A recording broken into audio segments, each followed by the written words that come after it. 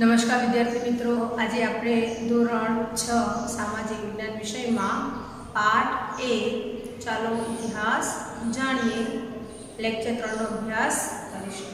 विद्यार्थी मित्रों, आपणे अगाउना लेक्चर में इतिहासना साधनों विषय जोयुं। पछीना लेक्चर में आपणे एना अलग अलग स्त्रोतोनी चर्चा करीशुं। आपणे आजना लेक्चर में भारत नाम केवी रीते पड्युं तेनी चर्चा करीशुं।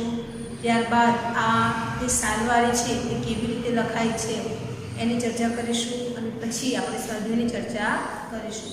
चालो शरूआत करीए आपणे आजनो आ लेक्चर। आपणा देशनुं नाम शुं छे? भारत, अने आपणे आने इंडिया पण कहीए छीए। तो आ नाम केवी रीते पड्युं चालो जोईए। आपणे आपणा देशने बे नामथी ओळखीए छीए, इंडिया अने भारत। इंडिया शब्द इंडस परथी उतरी आव्यो छे। तमने एवुं थतुं हशे के इंडिया एटले अंग्रेजी में इंडिया अने गुजराती में भारत, परंतु ना, एना बे नाम छे इंडिया अने भारत। तो आ इंडिया शब्द सेना परथी उतरी आव्यो छे? तो इंडस शब्द परथी उतरी आव्यो छे, जेने संस्कृत में सिंधु कहेवाय छे। सिंधु नामनी नदी छे जे भारत अने पाकिस्तान वच्चे थईने वहे छे। प्राचीन ईरान अने ग्रीस देशना लोको आ सिंधु नदीथी परिचित हता। तेओ आजथी 2500 वर्ष पहला ते प्रदेशना संपर्कमां आव्या हता। ईरानीओ सिंधु नदीने इंडोस कहेता। ईरानीओ सिंधु नदीने शुं कहेता हता? इंडोस। जेम के आ भारतनी अहींयाथी सिंधु नदी वहे छे, तो ईरान देश अहींया छे, ईरानना लोको आने शुं कहेता हता? इंडोस।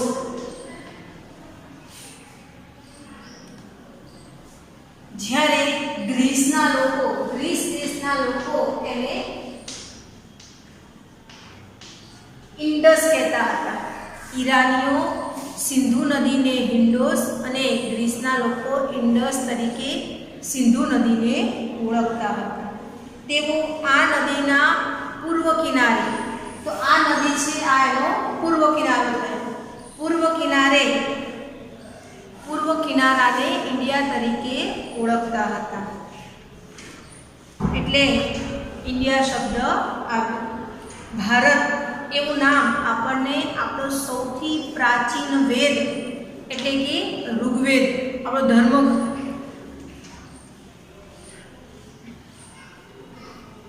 ऋग्वेद जे आपणो सौथी प्राचीनतम ग्रंथ छे, तो आ ऋग्वेद में भारत एवो शब्दनो उल्लेख छे। भरत नामनो मानव समूह उत्तर पश्चिम भारत में आवीने वसेलो अने तेना नाम परथी आपणा देशनुं नाम भारत पड्युं छे। आ समूहनो उल्लेख संस्कृतनी आरंभिक कृति, संस्कृतनी आरंभिक कृति एटले सौथी पहलामां पहलो ग्रंथ ज ऋग्वेद लखायो हतो। सौथी पहला वेद आवे अने 4 वेदों पैकी ऋग्वेद ए सौथी प्राचीन ग्रंथ छे, એટલે કે સંસ્કૃતમાં લખાયેલ પહેલી કૃતિ, આરંભિક એટલે શરૂઆતમાં લખાયેલી કૃતિ, ઋગ્વેદમાં આનો ઉલ્લેખ જોવા મળે છે। એટલે આપણે ચોક્કસ માની શકીએ કે ભરત નામના માનવ સમૂહનો ઉલ્લેખ ઋગ્વેદમાં છે અને એટલે જ આ ઋગ્વેદના ભરત નામના ઉલ્લેખ પરથી ભારત દેશ એવું નામ પડ્યું છે। હવે જોઈએ આપણે સાલવારી। હવે તમને કોઈ પૂછે કે અત્યારે કઈ સાલ છે, કયું વર્ષ છે, તો આપણે શું કહીશું કે અત્યારે 2021 નું વર્ષ છે, એટલે 2021 ની સાલ છે। તો આ કેવી રીતે ખબર પડે કે આ 2021 નું વર્ષ છે? કયો મહિનો છે? तो जून महीनो અને 2021 નું વર્ષ, તારીખ, વાર, સમય, તો એ બધું આપણને કેવી રીતે સમજવા મળે છે તો એ આપણે આ લેક્ચરમાં જોઈએ। ચલો, ઇતિહાસ જાણવા માટે સૌથી અગત્યનું જો કોઈ સાધન હોય તો તે છે સાલવારી।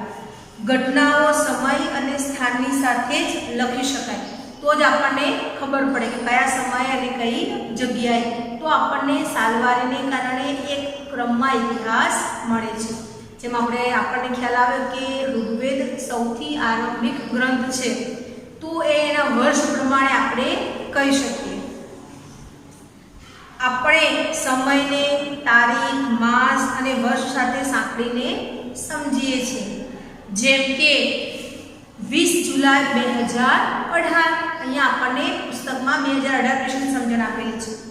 શુક્રવાર, તો આ પ્રમાણે સમયની ગોઠવણી ઈસુ ખ્રિસ્તના જન્મ સાથે કરવામાં આવી છે. ઈસુ ખ્રિસ્ત કોણ હતા? તો ઈસુ ખ્રિસ્ત ખ્રિસ્તી ધર્મના સ્થાપક હતા અને ઈસુ ખ્રિસ્તના જન્મ સાથે આપણે આ સાલવારીને ગોઠવીએ છીએ. તમે આવો શબ્દ પણ લખો છો, ઈસવીસન 2021. તો આ ઈસવીસનનો અર્થ આપણે આગળના લેક્ચરમાં શીખ્યું હતું. ઈસવીસન એટલે ઈસુ ખ્રિસ્ત, બરાબર? તો ઈસુ ખ્રિસ્તના જન્મ પછીનો સમય છે. આ કયો સમય છે? ઈસુ ખ્રિસ્તના જન્મ પછીનો. એટલે એનો અર્થ એ થયો કે ઈસુ ખ્રિસ્તના જન્મને 2021 વર્ષ થયા. તો ઈસુ ખ્રિસ્તના જન્મ પહેલાનો સમય તો આમ લખાય ઈસવીસન પૂર્વે. આપણે જોયું કે ઈસવીસન પૂર્વે 5મી સદીના પંચમાર્કના સિક્કા સૌથી પ્રાચીન છે. તેનો અર્થ એ થયો પૂર્વે એટલે ઈસુ ખ્રિસ્તના જન્મના પહેલાનો સમય, ઈસુ ખ્રિસ્તના જન્મ પછીનો સમય. તો દુનિયાના મોટા ભાગના દેશો એ ખ્રિસ્તી ધર્મ પાળે છે અને ત્યાં આ ઈસવીસન એટલે કે ઈસુ ખ્રિસ્તના જન્મ પછીનો સમય ગણે છે. એટલે દુનિયા સાથે આપણે પણ તાલમેલ બાંધવા માટે આપણે પણ આ અંગ્રેજી કેલેન્ડરને પ્રાધાન્ય આપ્યું છે અને એટલે જ આપણે અંગ્રેજી કેલેન્ડર પ્રમાણે ચાલીએ છીએ. એટલે જૂન મહિનો અને 2021નું વર્ષ. તમે તમારા ગુજરાતી કેલેન્ડર પ્રમાણે જોશો તમારા ઘરમાં, તો ગુજરાતી કેલેન્ડર પ્રમાણે તિથિ, તારીખ એટલે તિથિ અને મહિનો તમે જુઓ તો અત્યારે જેઠ મહિનો ચાલે છે, જ્યેષ્ઠ મહિનો. તો માસ જુદો છે, અહીંયા જૂન માસ છે, અહીંયા જ્યેષ્ઠ માસ છે અને વર્ષ પણ અલગ અલગ છે, બરાબર? તો ગુજરાતીઓ વિક્રમ સંવતમાં માને છે, આપણો ભારત દેશ શક સંવત પ્રમાણે ચાલે છે અને આપણે દુનિયા સાથે તાલમેલ બાંધવા માટે આ અંગ્રેજી કેલેન્ડરનો એટલે કે એડિશનનો ઉપયોગ કરીએ છીએ. આપણે શાબ્દિક ભાષામાં એડિશન કહીએ છીએ. ખરા અર્થમાં એડીનો અર્થ થાય એનો ડોમિની. ચલો અહીંયા આપણને આપેલું છે, આપણે ઈસવીસન એમ કહીએ છીએ. ઈસવીસનને અંગ્રેજીમાં એનો ડોમિની તરીકે ઓળખવામાં આવે છે. એટલે કે ઈસુ ખ્રિસ્તના જન્મ પછીના વર્ષો એટલે કે એનો ડોમિની. દાખલા તરીકે 2000 એટલે કે ઈસુ ખ્રિસ્તના જન્મ પછીના 2000 વર્ષ. એ જ રીતે ઈસવીસન પૂર્વે એટલે કે બીસી. બીસીનો અર્થ થાય બિફોર ક્રિસ્ટ, એટલે કે બિફોર એટલે પહેલા અને ક્રિસ્ટ એટલે ઈસુ ખ્રિસ્ત. ઈસુ ખ્રિસ્તના જન્મ પહેલાનો સમય એટલે બીસીનો અર્થ થાય પૂર્વે અને એડી એટલે એનો ડોમિની એટલે એના પછી. કોના પછી? તો ઈસુ ખ્રિસ્તના જન્મ પછીનો સમય એટલે એડી, એના જન્મ પહેલાનો સમય એટલે બીસી. બીસીનો અર્થ થાય બિફોર ક્રાઇસ્ટ. બિફોર એટલે પહેલા અને ક્રાઇસ્ટ એટલે ઈસુ ખ્રિસ્ત. તો ઈસુ ખ્રિસ્તના જન્મ પહેલાના સમયને બીસી તરીકે ઓળખવામાં આવે છે. ઈસુ ખ્રિસ્તના જન્મ પછીનો સમય એટલે કે અત્યારનો સમય એડી, એનો ડોમિની, ઈસુ ખ્રિસ્તના જન્મ પછીનો સમયગાળો. હવે અહીંયા આપણને એક સાલવારી આપે છે, એ આપણે જોઈએ. તો સદી એટલે 100 વર્ષ. સદી એટલે કેટલા વર્ષ થાય? 100 વર્ષ. હવે અહીંયા શૂન્ય છે એટલે અહીંયા ઈસુ ખ્રિસ્તનો જન્મ.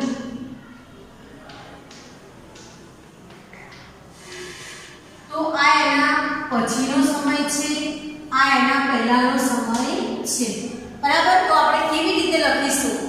તો બીસી અને એડી. તો આ પહેલી સદી, આ બીજી સદી, આ ત્રીજી સદી, આ ચોથી સદી અને પાંચમી સદી. એવી જ રીતે અહીંયા પણ પહેલી સદી, બીજી, ત્રીજી, ચોથી અને અત્યારે વર્તમાન ગણીએ તો 21મી સદી. અત્યારે ઈસુ ખ્રિસ્તના જન્મ પછીની કઈ સદી ચાલે છે? તો 21મી સદી ચાલે છે. તમે આવું નામ પણ સાંભળ્યું છે, 21મી સદી. તો ઈસુ ખ્રિસ્તના જન્મને 2021 વર્ષ એટલે 20 વર્ષથી 21મું વર્ષ ચાલી રહ્યું છે. એડી એટલે ઈસુ ખ્રિસ્તના જન્મ પછીનો સમય, બીસી એટલે ઈસુ ખ્રિસ્તના જન્મ પહેલાનો સમય. હવે આ સમય રેખા આપણને ઈસવીસન પૂર્વે અને ઈસવીસન પછી ને સમજવામાં મદદ કરે છે.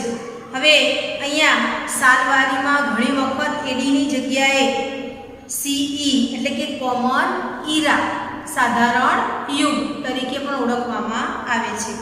તો બીસી એટલે કે બિફોર ક્રાઇસ્ટને બદલે બીસીઈ તરીકે પણ ઓળખવામાં.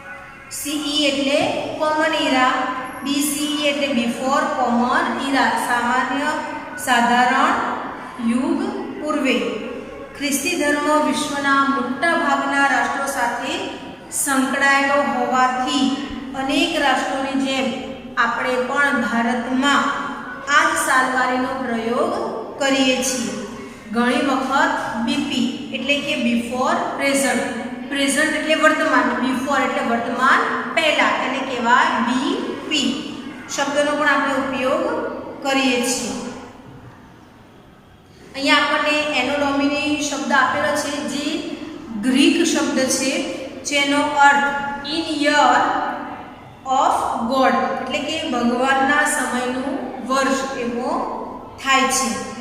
બરાબર. અહીંયા જાણવા જેવું બે વ્યાખ્યા પણ આપેલી છે કે શિલાલેખ તો પથ્થર કોતરીને લખાયેલો લેખ એટલે શિલાલેખ, અને ભોજપત્ર તો ભુર્જ નામના વૃક્ષોની છાલ પર લખાયેલા લેખો.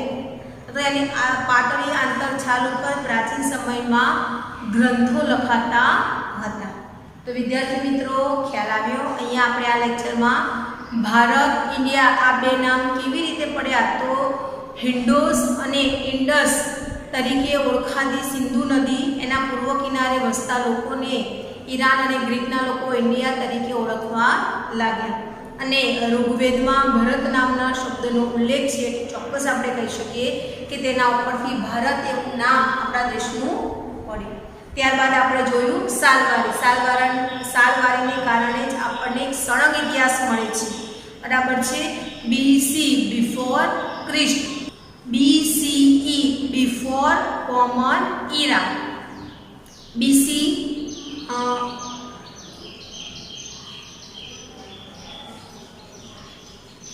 BC before Christ, BCE before common era, Isu ખ્રિસ્તના પહેલાનો સમય, તો કે સાધારણ યુગ પૂર્વે. પછી આવે એડી એનો ડોમિની એટલે કે ઈસુ ખ્રિસ્તના જન્મ પછીનો વર્ષ. બીપી બિફોર પ્રેઝન્ટ વર્તમાન પહેલાનો સમય.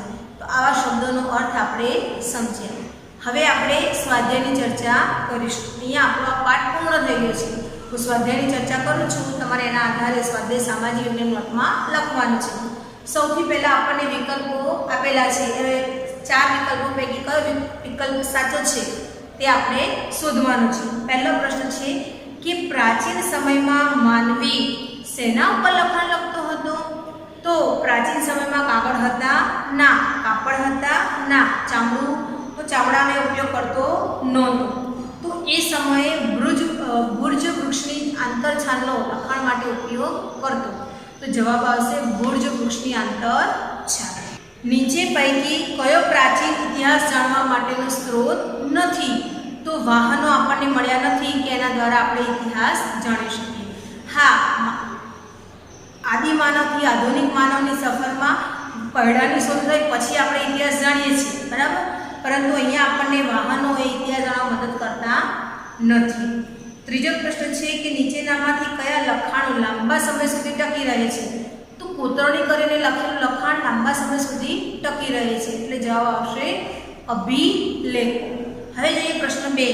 ટૂંકમાં ઉત્તર આપો. બીસીનો અર્થ સમજાવો.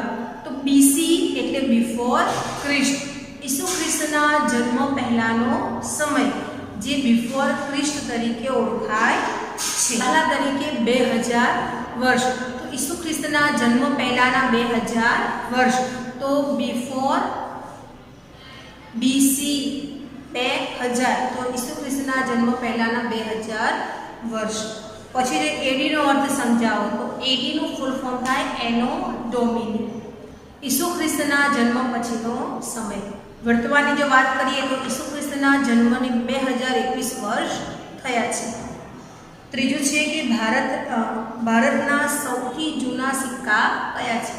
તો ભારતમાં સૌથી જૂના સિક્કા ઈસવીસન પૂર્વે 5મી સદીના પંચમાર્કના સિક્કા છે.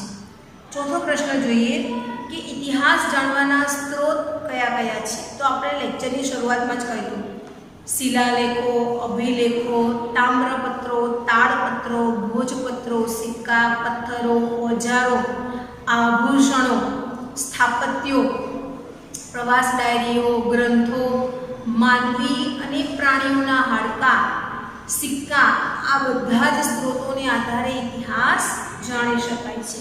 પછીનો પ્રશ્ન જોઈએ, પ્રશ્ન 3, અ વિભાગની સામે બ વિભાગની વિગતો સાથે યોગ્ય રીતે જોડો. તો વિદ્યાર્થી મિત્રો, તમારે શું કરવાનું છે કે અ વિભાગની સામે બ વિભાગમાં સાચો જવાબ લખવાનો.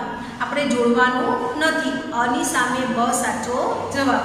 જેમ કે અમાં જોઈએ પહેલું અભિલેખ, તો જવાબ આવશે પથ્થર કે ધાતુ પર કોતરેલા લેખ. બીજું આવશે ભોજપત્ર, તો જવાબ આવશે ભુજ નામના વૃક્ષની છાલ. ત્રીજું તામ્રપત્ર, તાંબાના પતરા પર કોતરેલું લખાણ. BC ઈસવીસન પૂર્વે અને AD તો ઈસવીસન. તો ખ્યાલ આવ્યો વિદ્યાર્થી મિત્રો? અહીંયા આપણો આ સંપૂર્ણ લેક્ચર પૂરું થયું.